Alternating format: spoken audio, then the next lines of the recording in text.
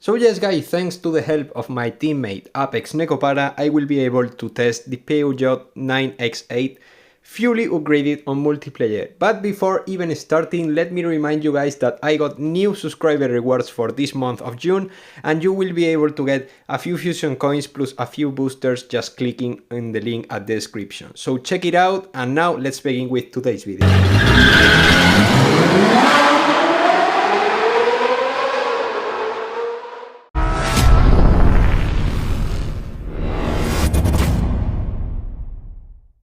Also, I have important news for all of you guys because the upcoming update 53 will arrive around the 20th of this month.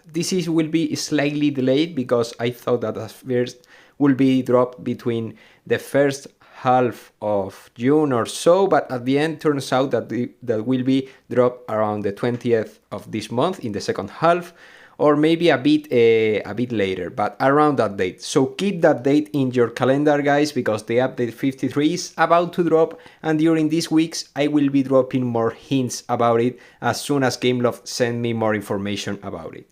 But now focusing on this car multiplayer performance, I have to say that the acceleration is basically the same as the Formula E-Gen. And this is very important to keep in mind because, as we could see on the comparison of this car against the Formula E-Gen, which is the absolute king of this rank, we could appreciate how close both cars were in terms of performance. So the position where I begin in each race will be really important in order to determine who will be the first player to cross the finish line on all these races, as you are about to see. On this race on Azure Coast, I managed to maintain the first position during all the race. Right behind me there is another Formula E-Gen, which is the car we will be facing in most of these races. And I have to say that this car, the Peugeot main advantage is the perfect nitro duration, because as we could see on the comparison, this car nitro duration is almost 1 whole second better than the Formula E-Gen, which is quite important, especially in long tracks, and also because the top speed in this rank is not the fastest. This is that you need the nitro more than ever, because on faster cars you can catch faster the nitro barrels. But on this rank, since the top speed is actually slower, you need more time in order to reach the next nitro barrel, and therefore the nitro efficiency is actually a really important stat around these ranks, more than on upper ranks where you actually have more speed and you don't need to worry that much about nitro. Overall, that was the major advantage that this car had against the Formula E-Gen, because on anything else, both cars were basically the same. And as I said, if you have the Formula E-Gen fully upgraded, as I have, you don't actually need this Peugeot. Of course, I know that both cars looks fairly cool, but at the end it's a matter of performance, and you need to get the best performance around this rank.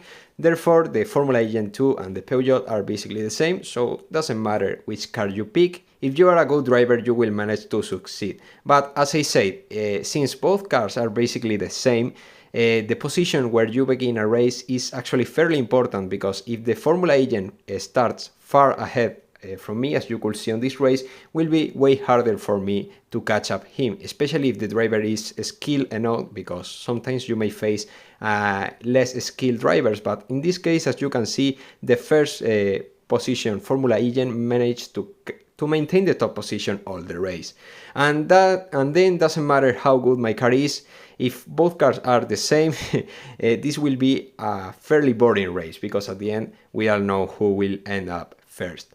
But overall, was quite funny to drive this car. I have to say that I like the handling. The drift radius is not as extremely sharp as the Formula E-Gen, because I have to say that the Formula E-Gen drift radius is fairly insane for the rank where are we talking about.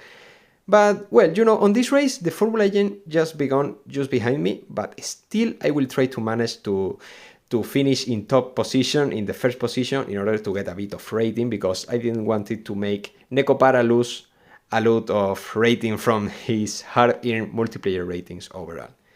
But well, at this point, this may be the last festival car we are about to get on this update. I'm not sure, maybe Gameloft release a new festival right after this one if the updates keep being delayed. So Maybe this is not the last car we are about to see on this update, but who knows, I'm quite hyped at this point about the update, and I can't wait anymore to see which are the new changes. I guess that around the next week, the beginning of the next week, I will get more information, so stay tuned to the channel. Be sure to be subscribed and have all the notifications enabled in order to not to miss anything. I really hope you all enjoyed this video. Let me know your thoughts about this car in the comments, and I will see you really soon with much more Asphalt 8. Goodbye guys!